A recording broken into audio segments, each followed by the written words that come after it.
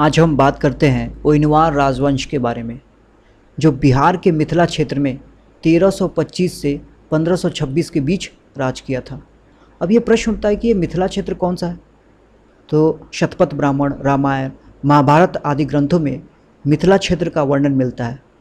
उनके अनुसार जो भाग गंडक नदी और कोसी नदी के बीच का पड़ता है उसे ही हम कहेंगे मिथिला वाला भाग। ये ध्यान रहे कि गंगा के उत्तर में ये भाग पड़ता है। परंतु अगर मॉडर्न इतिहासकारों की बात माने तो वो गंडक से लेकर महानंदा के बीच के भूमि को मिथिला क्षेत्र कहते हैं। वो इसलिए कि ये जो कोसी नदी रही है वो कई बार अपना रिवर कोर्स बदली है, तो इसलिए आजकल के इतिहासकार जो हैं वो गंडक से लेकर महानंदा के बीच के क्षेत्र को मिथिला क्षेत्र मानते हैं। और इसी मिथिला क्षेत्र पर राज करता था ओइनिवार राजवंश 1325 से 1526 के बीच। इस ओइनिवार राजवंश को हम 3 भागों में पढ़ेंगे। सबसे पहले भाग में देखेंगे कि इसका शुरुआत कैसे हुआ, और साथ साथ ये भी जानेंगे कि इसका जो ये थोड़ा अलग सा नाम है ओइनिवार, ये कैसे पड़ा। उसके बाद हम देखेंगे कि इस वंश का अंत कैसे हुआ, और अंत में देखेंगे महत्वपूर्ण राजा और उनके योगदान को। आइए देखते हैं इसकी शुरुआत कैसे होती है। तो ओइनिवार राजवंश के पहले बिहार के मिथिला वाले क्षेत्र में जो वंश राज करता था उसका नाम था कर्नाट वंश। यह कर्नाट वंश इसी मिथिला क्षेत्र में 1097 से 1324 के बीच राज करता है। और ये ध्यान देने वाली बात है कि 1324 में दिल्ली की गद्दी पर बैठा होता है गियासुद्दीन तुगलक। गियासुद्दीन तुगलक जो है वो 1324-25 के आसपास यहाँ बंगाल वाले क्षेत्र में एक अभियान करता है। और इस अभियान से सफल होकर जब वो वापस आ रहा होता है तो बिहार के क्षेत्र में देखता है कि एक बिहार के इसी उत्तरी क्षेत्र में, जिसे हम मिथिला क्षेत्र कहते हैं, इसी क्षेत्र में एक स्वतंत्र रूप से एक वंश फल फूल रहा है, और वो कोई और नहीं कर्नाट वंश रहता है। तो गियासुद्दीन तुगलक उस समय के तत्कालीन राजा हरि सिंहदेव जी पर आक्रमण कर देता है। हरि सिंहदेव जी इस आक्रमण का जवाब न देने के कारण नेपाल के जंगलों में पलायन कर जाते हैं, और तब गियासुद्दीन तुगलक जो होता है वो नाथ ठाकुर को मिथिला क्षेत्र का प्रभार सौंपकर दिल्ली लौट जाता है। और इस तरह से शुरू हो जाता है ओइनिवार राजवंश 1325 से। परंतु ये प्रश्न उठता है कि जब वो नाथ ठाकुर जी को पदभार सौंपकर जाता है तो इस वंश का नाम ओइनिवार राजवंश कैसे पड़ा? तो इसके पीछे की कहानी यह है कि उस समय यह प्रथा थी कि कोई राजा किसी गांव को अगर किसी व्यक्ति को दे दे तो उसके बाद उस व्यक्ति का नाम उस गांव के नाम पर पड़ जाता था। तो ऐसा हुआ कि ओइनी नाम का गांव नाथ जी को दे दिया गया। तब से नाथ ठाकुर को ओइनी ठाकुर कहा जाने लगा। इस तरह से इस राजवंश का नाम ओइनिवार पड़ गया। शुरुआत के बाद देख लेते हैं कि इस वंश का अंत कैसे होता है। तो यह वंश 1325 से 1526 के बीच आराम से बिहार के मिथिला क्षेत्र पर राज कर रहा होता है। परंतु चाहे इस वंश की बात हो या इसके पहले वाले वंश की, इसके जो भी राजा रहे हैं वो भले ही अपने क्षेत्र में स्वतंत्र रूप से राज कर रहे होते हैं, परंतु जब भी दिल्ली वाले या बंगाल वाले नजराना मांगे हैं या भेंट मांगे हैं तो इनके राजाओं ने उन्हें नजराना या भेंट दिया है। परंतु इस चीज़ को तोड़ा गया 1526 में, जब ओइनिवार राजवंश के राजा लक्ष्मीनाथ देव जो हैं अपने आप को स्वतंत्र घोषित करने की कोशिश कर रहे होते हैं। ये बात अच्छी नहीं लगती है हुसैन शाही वंश को। हुसैन शाही वंश इस समय बंगाल वाले क्षेत्र में काफ़ी प्रभावशाली रहती है। इसी वंश के राजा नुसरत शाह जो है वो हमला कर देते हैं लक्ष्मीनाथ देव पर, और कुछ इस तरह से ओइनिवार राजवंश ख़त्म हो जाता है। इससे पहले कि राजा और उनके योगदान को देखें, आइए कुछ महत्वपूर्ण तथ्यों पर बात कर लेते हैं। सबसे पहला बात कि इस राजवंश को हम सुगौना राजवंश भी कहते हैं। सुगौना एक टाइम में इसकी राजधानी, इस वंश की राजधानी हुआ करती थी, तो उसी के नाम पर सुगौना राजवंश पड़ गया। अच्छा, इस वंश को हमें क्यों पढ़ना चाहिए, यहाँ से क्या इम्पोर्टेंट है, उन चीज़ों को देख लेते हैं। सबसे पहले बात कि यहाँ के गोनू झा बहुत फेमस है। जैसे अकबर और बीरबल के किस्से बहुत फेमस हैं, उसी तरह गोनू झा के किस्से जो हैं बहुत फेमस है।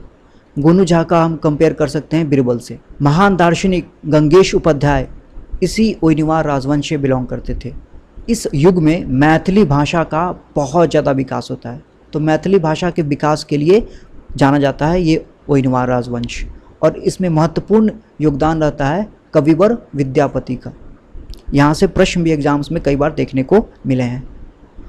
और साथ साथ में हमें ये भी देखने को मिलता है कि इस वंश में महिलाएं भी राज की हैं, एक बार नहीं दो बार।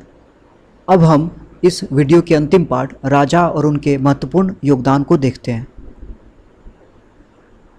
वैसे तो इस वंश के संस्थापक नाथ ठाकुर या ओइनी ठाकुर रहे हैं, परंतु अगर प्रथम महत्वपूर्ण राजा की बात करें तो उनका नाम रहा है कामेश्वर ठाकुर, जो 1325 से 1354 के बीच राज किए हैं। फिर आए भागेश्वर ठाकुर, गणेश्वर ठाकुर, कीर्ति सिंह, भव सिंह देव। वैसे तो इनका काल बहुत छोटे समय के लिए रहा है, परंतु इनका काल इसलिए इम्पॉर्टेंट है क्योंकि इनके दरबार में दो महत्वपूर्ण व्यक्ति रहते थे। एक का नाम है गोनू झा और दूसरे हैं गंगेश उपाध्याय। आइए हम इन्हें देखते हैं। पंडित गणेश उपाध्याय जो महान दार्शनिक थे, उन्होंने नव्य न्याय स्कूल ऑफ फिलॉसफी की संस्थापना की। साथ साथ इन्होंने एक किताब लिखी जिसका नाम था न्याय तत्व चिंतामणि। उसके बाद बात करें पंडित गोनू झा की, तो जैसा कि हम जान चुके हैं कि ये महान विदूषक थे और अतुलनीय हास्यकार थे। इनकी तुलना बीरबल से की जाती है। इसे देखिए, ये गोनू झा पर निकली हुई एक पुस्तक का कवर है। भव सिंह देव के बाद आते हैं देव सिंह, जो 10 से 13 के बीच रूल करते हैं। देव सिंह के बाद जो अगले राजा रूल करते हैं उनका नाम रहता है शिव सिंह देव, जो 1413 से 1416 के बीच राज करते हैं। इन्हीं के शासनकाल के दौरान जौनपुर के सुल्तान इब्राहिम शाह जो है वो मिथिला वाले क्षेत्र पर हमला कर देते हैं। तो आगे देखने से पहले यह देख लेते हैं कि जौनपुर के सुल्तान इब्राहिम शाह कौन है और ये जौनपुर वाला इलाका कौन सा हुआ। तो बिहार के सटे इस क्षेत्र को हम जौनपुर वाला इलाका कहते हैं। जब तुगलक वंश का ह्रास हो रहा था उस समय जौनपुर सल्तनत जो है वो अपने आप को इंडिपेंडेंट घोषित कर लेता है, और इसी के राजा ये इब्राहिम शाह जो है वो हमला करते हैं मिथिला वाले क्षेत्र पर। इस युद्ध में शिव सिंह देव का कोई पता नहीं चलता है, जिसके बाद उनकी रानी लखीमा देवी जो होता है वो राज करती हैं 1416 से 1428 के बीच 12 वर्षों तक उनकी प्रतीक्षा में। और उनकी सहायता कौन करते हैं? कविवर विद्यापति।